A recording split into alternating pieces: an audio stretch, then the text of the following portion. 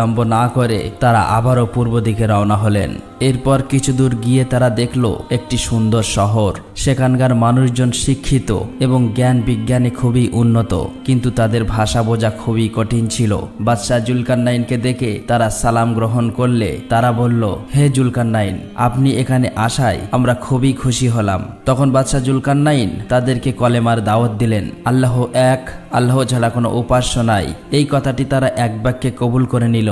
তারা ছিল বুদ্ধিমান জাতি, তাই তারা সময় বিলম্ব না করে ইসলাম ধর্ম গ্রহণ করলো এবং তাদেরকে যথেষ্ট সম্মান ও শ্রদ্ধা করলো এবং দীর্ঘদিন তাদের মাঝে থেকে তাদের ভাষা শিখে নিল। সেই শহরের একটি লোকও তার সামান্যতম বিরোধিতা করেনি। জুলকারনাইনের হেদায়েতের জিন্দেগির মধ্যে এত সহজে আর কোনো জাতিকে তিনি হেদায়েত করাতে পারেননি। যখন সেখানে আর একটিও লোক ঈমান গ্রহণে বাকি ছিল না, তখন তিনি সেখান থেকে পূর্ব দিকে যাত্রা করেন।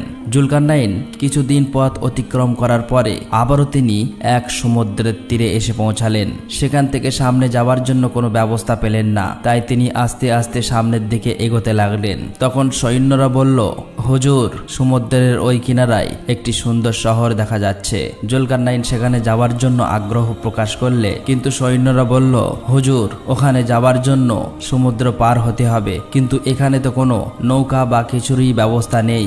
জুলকারনাইন তখন ভালো করে লক্ষ্য করে দেখলেন তার ভয়ে সেখানকার লোক সবকিছু লুকিয়ে রেখেছে। অতঃপর জুলকারনাইন সৈন্যদের বলল, যাও, তোমরা জঙ্গল থেকে কিছু গাছ কেটে ওই গাছের গুঁড়ি নিয়ে আসো এবং সেটা দিয়েই ভেলা বানাও, তাতে করেই ওই কিনারায় পৌঁছে যাব। জুলকারনাইনের কথা মতো সৈন্যরা জঙ্গলে গেল, কিন্তু জঙ্গলের মধ্যে এমন কিছু গাছ পেল যার গুঁড়ি জলে ডোবে না। এবার সৈন্যরা একে একে ওই গাছের গুঁড়িগুলি নিয়ে এলো। সব সৈন্যরা মিলে খুব দ্রুতভাবে অনেকগুলি ভেলা তৈরি করলো। এবার এক এক করে ওই ভেলায় চড়ে সমুদ্র পাড়ি দিল। সমুদ্র পাড়ি দিয়ে যখন তারা ওই শহরে পৌঁছালো, তখন দেখলো ওই শহরের মানুষ খুবই দুর্বল এবং কৃষ্ণকায়। যখন জুলকারনাইন তাদেরকে জিজ্ঞেস করলো, আপনারা এত দুর্বল কেন? তারা বলল, আমাদের এখানে সম্পদ যথেষ্ট রয়েছে, সম্পদের কোনো অভাব নাই, কিন্তু খাদ্যের খুবই অভাব। আমরা রেশন পদ্ধতিতে খাদ্য পেয়ে থাকি। এই কথা বলে তারা জুলকারনাইনকে সম্মান প্রদান করলো। সেখানে থাকা একদল মানুষ বহু মূল্যবান পাথর, হীরা, মুক্তা, মানিক এনে জুলকারনাইনকে উপহার হিসেবে দিলেন। এখানকার মানুষের নরম মেজাজ ও ভদ্রতা দেখে জুলকারনাইন খুবই খুশি হলেন এবং তাদের মাঝে কলেমার দাওয়াত দিলেন। একে একে শহরের সকলেই ইসলাম ধর্ম গ্রহণ করলেন। এভাবেই বহুদিন ধরে পথ চলতে চলতে তারা শেষ পর্যন্ত পৃথিবীর একেবারে পূর্ব দেশে এসে পৌঁছালেন। আরো অগ্রসর হয়ে ককেশাস পর্বত এলাকায় পৌঁছে তারা পথ হারিয়ে ফেললেন। সকলেই সহপাঠী থেকে আলাদা হয়ে পড়লেন। দীর্ঘ 1 বছর ধরে তারা একে অপরের থেকে আলাদা হয়েই ঘুরলেন। মাঝে মধ্যে তারা মিলিত হয়েছে, আবারও পথ হারিয়ে ফেলেছে। এমন সময় খিজির আলাইহিসসালাম অন্যরকম অন্ধকারাচ্ছন্ন জায়গা দেখে ধীরে ধীরে সামনে এগিয়ে যান। তিনি যতই সামনে এগিয়ে যায় তত গভীর অন্ধকারে হারিয়ে যায়। তখন তিনি নিজের কাছে থাকা সেই উজ্জ্বল মানিক বের করে তার আলোতে সামনে এগোতে থাকে। তিনি আরো সামনে এগিয়ে গিয়ে এক শ্বাসরুদ্ধকর স্থানে পৌঁছে একটি কূপ দেখতে পান। কূপের কাছে গিয়ে তিনি কূপের পানির যে রং দেখলেন, তিনি এটি আবে হায়াত বলে ধারণা করলেন। তখন তিনি 2 হাত ভরে পানি উঠিয়ে পানি পান করলেন। মধুর চেয়ে মিষ্টি, দুধের চেয়েও সাদা এবং মেশকের চেয়েও অধিক ছিল তার সুগন্ধি। তিনি ওখানে পেট ভরে আবে হায়াতের পানি পান করলেন এবং আল্লাহর শুকরিয়া আদায় করলেন। তাতে খিজির আলাইহিসসালামের কয়েকদিনের ক্ষুধা ও তৃষ্ণা দূরীভূত হলো। শরীরের নতুন শক্তির সঞ্চয় হলো এবং চেহারা উজ্জ্বল বর্ণ ধারণ করলো। অতঃপর তিনি জুলকারনাইনকে পানি পান করাবে বলে আশা করে পিছনের দিকে রওনা হলেন। হযরত খিজির আলাইহিসসালাম যেখানে পৌঁছাতে অনেক দিন হেঁটেছিলেন, সেখান থেকে বের হতে তার 10 ভাগের 1 ভাগ সময়ও লাগেনি। অল্প সময়ের মধ্যে তিনি অন্ধকার থেকে বেরিয়ে এসে জুলকারনাইনকে খুঁজতে লাগলো। দীর্ঘ সময় পর কয়েকজন সৈন্যের সাথে তার দেখা হলো। তারা খিজির আলাইহিসসালামকে দেখে চিনতে পারল না। তখন সৈন্যরা বলল, আপনি কে আর এই অন্ধকারাচ্ছন্ন এলাকায় কি করছেন? খিজির আলাইহিসসালাম কিছুক্ষণ চুপ থাকলেন, তারপর বললেন, আমি খিজির আলাইহিসসালাম। অন্যরা বলল, আপনাকে তো চিনতেই পারলাম না, আপনার চেহারার এমন পরিবর্তন হলো কিভাবে? তখন খিজির আলাইহিসসালাম আলাইসাল্লাম বললেন, আমি আবে হায়াতের পানি পান করেছি। আসলেই আবে হায়াতের পানি পান করার পর হযরত খিজির আলাইসাল্লামের চেহারার এমন উজ্জ্বল হলো যাতে পূর্বের চেহারার সাথে কোনো মিল ছিল না। তাই সৈন্যদের সাথে কথা বলে তার পরিচয় দিতে হয়েছে।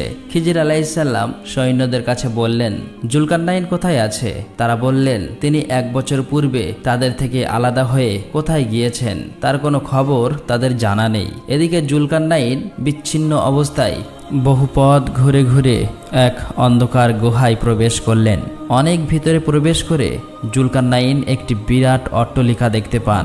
আস্তে আস্তে তিনি অট্টালিকার কাছে গিয়ে দেখেন দরজায় বিশাল বড় আকারের একটা মোরগ। তারা মানুষের মতো কথা বলতে পারে। জুলকারনাইনকে দেখা মাত্রই মোরগ বলল, হে পৃথিবীর আদিবাসী বাদশাহ জুলকারনাইন, আপনি কি জন্য এখানে এসেছেন? তখন জুলকারনাইন বলল, আমি আবে হায়াতের পানির খোঁজে এখানে এসেছি। যদি আবে হায়াত পেতাম তাহলে আবে হায়াতের পানি পান করে সারা জীবন বেঁচে থাকতে পারতাম। জুলকারনাইনের কথা শুনে মোরগ হাসতে হাসতে বলল, আল্লাহ রব্বুল আলামিন আপনাকে যে বিশাল রাজ্য এবং অফুরন্ত সুখ স্বাচ্ছন্দ্য দান করেছেন তাতে আপনার মন ভরল না? এখন আপনি পৃথিবীতে কিয়ামত পর্যন্ত বেঁচে থাকতে চান? এতটা লোভে পড়া আপনার উচিত হবে না, কারণ পৃথিবীর বয়স শেষ। এখন গান বাজনার প্রচলন হয়েছে। পুরুষেরা নারীর বেশ ধারণ করবে এবং নারীরা পুরুষের বেশ ধারণ করে। তাছাড়া মানুষ বড় বড় ইমারত তৈরি করে দুনিয়ার আয়েশ আরামে বিভোর হয়ে থাকবে। আল্লাহর স্মরণ মানুষের মধ্যে থাকবে না। দিন দিন মানুষ অধঃপতনের দিকে অগ্রসর হবে। এই সময় আপনার কিয়ামত পর্যন্ত বেঁচে থাকার সার্থকতা কোথায়? এই কথা বলে তারা পালকগুলো ঝাপটাতে লাগলো। তখন অট্টালিকাগুলো মণিমুক্তা, জহরত, হিরে, পান্না নামক বহু মূল্যবান পাথরে পরিপূর্ণ হয়ে গেল।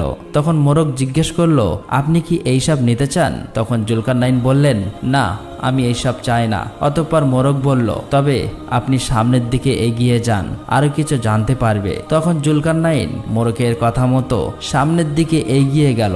সামনের দিকে কিছু দূর গিয়ে দেখলেন ইসরাফিল ফেরেশতার ন্যায় একজন বিরাট বড় সিংহা নিয়ে দাঁড়িয়ে আছে। সে কোনো দিক তাকাচ্ছে না, শুধু আকাশের দিকে তাকিয়ে আছে। জুলকারনাইন সেখানে পৌঁছে ইসরাফিল ফেরেশতাকে সালাম দিলেন।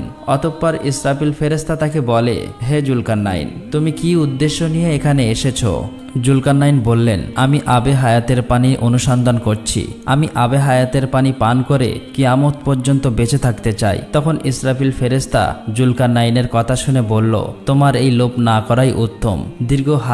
দীর্ঘ হায়াত লাভ করে কেউ আল্লাহ রব্বুল আলামিনের নৈকট্য লাভ করতে সক্ষম হয়নি। অতএব সোজা নিজের বাড়িতে ফিরে যাও এবং আল্লাহ রব্বুল আলামিন যে হায়াত দিয়েছেন তার শুকরিয়া আদায় করো। মনে রেখো, এই সময়ের মধ্যে যেন বেকার মুহূর্ত না কাটে।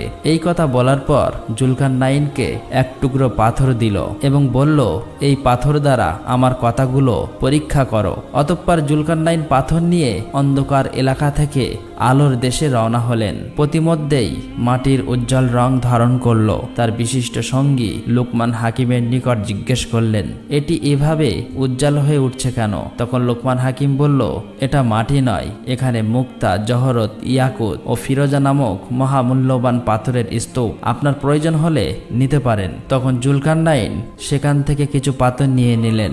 দীর্ঘ সময় পরে তারা অন্ধকার থেকে আলোর দেশে এসে পৌঁছালেন। তখন দেখলেন পথের কুড়ানো পাথরগুলো বাস্তবে কি অমূল্য পাথর, আর ইসরাফিল ফেরেশতা দেওয়া পাথরটি একটি বিড়ালের মাথার আকৃতির সাদা পাথর। এই পাথর সম্পর্কে জুলকারনাইন লোকমান হাকিমের কাছে জিজ্ঞেস করলেন, এটি তাকে দেওয়ার কারণ কি? তখন লোকমান হাকিম বলল, এই পাথর তাকে দেওয়ার উদ্দেশ্য হলো আপনাকে পৃথিবীর সবকিছুর লোভ পরিত্যাগ করা।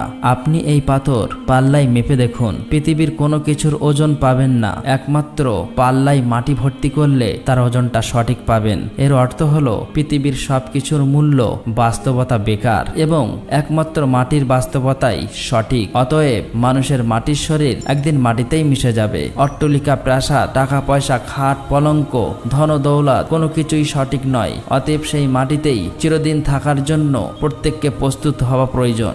এই কথা শুনে জুলকারনাইন তার কাছে থাকার সমস্ত সোনা, রূপা, হিরে, মুক্ত মানিক, টাকা পয়সা, ধন দৌলত উপস্থিত লোকের মাঝে বিলিয়ে দিলেন এবং বললেন, তোমরা দেশে চলে যাও, আমি এই পাহাড়ের পাদদেশে বাকি জীবন কাটিয়ে দেব।